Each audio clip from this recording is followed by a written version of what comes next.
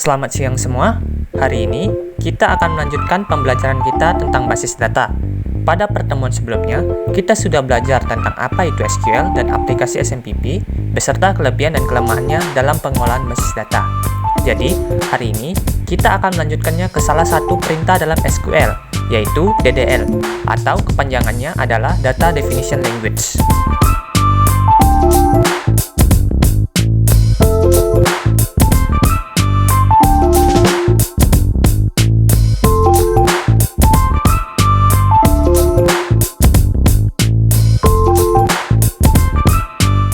Pertama-tama, kita akan membahas apa itu DDL. DDL atau kepanjangannya adalah Data Definition Language, merupakan salah satu dari bahasa khusus atau perintah yang digunakan untuk mengoperasikan basis data, terutama yang berhubungan dengan definition atau pembuatan suatu struktur basis data, termasuk di dalamnya yaitu database atau baris data dan tabel serta kolom. DDL sendiri memiliki 3 perintah utama yang sering digunakan dalam mengoperasikan database atau basis data. 3 perintah tersebut yaitu create, alter, dan drop. Untuk selanjutnya, kita akan membahas perintah-perintah ini satu persatu. Pertama adalah perintah create, yaitu sebuah perintah yang digunakan untuk membuat, termasuk diantaranya adalah membuat database, tabel, dan kolom. Untuk contoh sintaksnya akan dibahas pada bagian penulisan sintaks.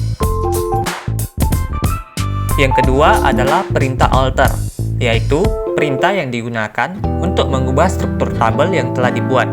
Mengubah di sini artinya dapat merubah nama maupun tipe data serta struktur daripada tabel. Sama seperti create, untuk contoh sintaksnya akan dibahas pada bagian penulisan sintaks.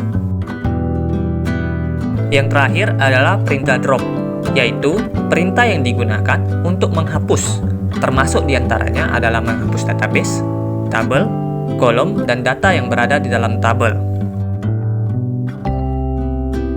Berikutnya, setelah kita mengetahui fungsi dan kegunaan dari masing-masing perintah DDL, selanjutnya kita akan masuk ke bagian bentuk penulisan sintaks pada masing-masing perintah.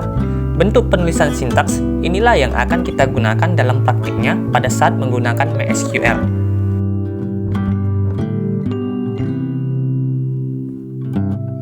Pertama, kita mulai dari bentuk sintaks dari perintah create. Untuk bagian ini, hanya terdapat 2 bentuk penulisan, yaitu untuk membuat database dan membuat tabel. Untuk membuat database, kita hanya perlu membuat sintaks create database dan diikuti dengan nama database yang ingin dibuat, serta ditutup dengan tanda titik koma.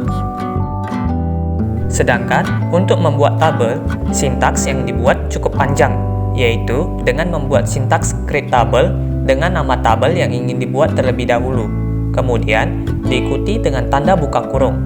Di dalam tanda kurung tersebut, kita membuat sintaks untuk membuat kolom dan tipe data yang digunakan, serta parameter, untuk membatasi panjang daripada isi kolom yang dimana berdasarkan tipe data yang digunakan. Dan juga, pada bagian ini, harus ditentukan kolom mana yang merupakan primary key atau kunci utama dalam tabel tersebut. Untuk membuat sebuah kolom menjadi sebuah primary key, yaitu dapat dengan menambahkan tulisan primary key di samping nilai parameter yang kolomnya ingin dibuat menjadi primary key, atau bisa juga dengan menambahkan sintaks primary key di bagian akhir sebelum tanda tutup kurung, di mana sintaks primary key diikuti dengan nama kolom yang ingin dibuat menjadi primary key yang terletak di dalam tanda kurung. Itu saja untuk perintah create. Selanjutnya, kita akan membahas bentuk penulisan sintaks pada perintah alter. Pada perintah alter, terdapat 4 bentuk penulisan, yaitu menambahkan kolom, menghapus kolom, merubah nama tabel, dan mengubah tipe data kolom. Kita masuk ke bentuk yang pertama, yaitu untuk menambahkan kolom. Untuk menambahkan sebuah kolom pada sebuah tabel, sintaks yang diperlukan adalah alter table, yang diikuti dengan nama tabel yang dimana tabel tersebut ingin ditambahkan kolom. Setelah itu, tambahkan sintaks add, terus tambahkan nama daripada kolom yang ingin dibuat, serta tipe data daripada kolom tersebut. Untuk penghapusan kolom, bentuk penulisannya sama persis dengan penambahan kolom. Hanya saja yang berbeda adalah sintaks add pada bagian penambahan kolom diganti dengan sintaks drop. Berikutnya, kita masuk ke bentuk yang ketiga dan keempat, yaitu untuk mengubah nama tabel dan tipe data kolom. Untuk bentuk penulisan sintaksnya sama persis dengan penambahan dan penghapusan, tetapi yang menjadi pembedanya adalah penggunaan sintaks rename untuk mengubah nama tabel dan sintaks modify untuk mengubah tipe data baru.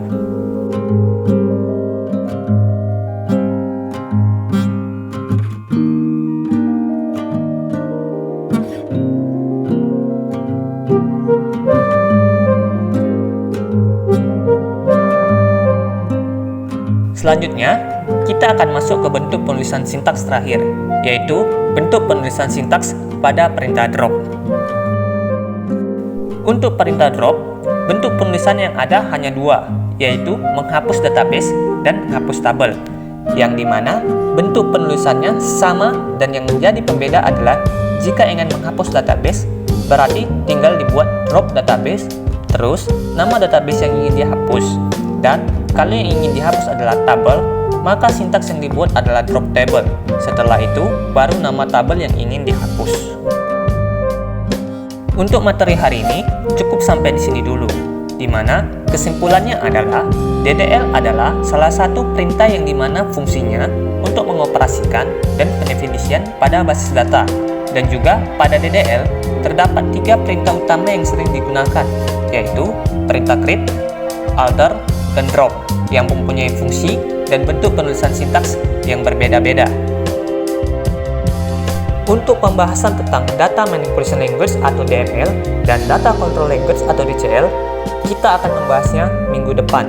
Jadi, untuk materi hari ini, jika ada pertanyaan, dapat bertanya kepada Bapak lewat WA selama jam pelajaran ya. Terakhir, terima kasih sudah mendengarkan video ini sampai selesai, dan selamat belajar untuk kalian semua.